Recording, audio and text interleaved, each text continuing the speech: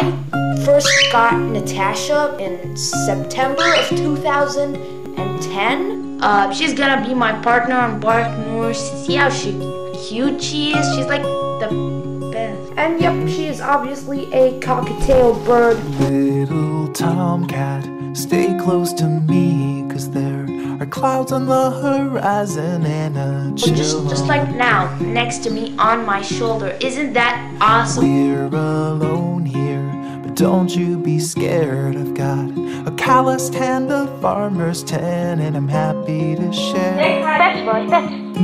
You and I will both get by.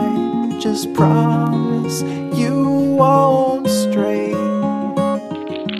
All that I need is some dirt and a seed, and I will feed you till the summer blows.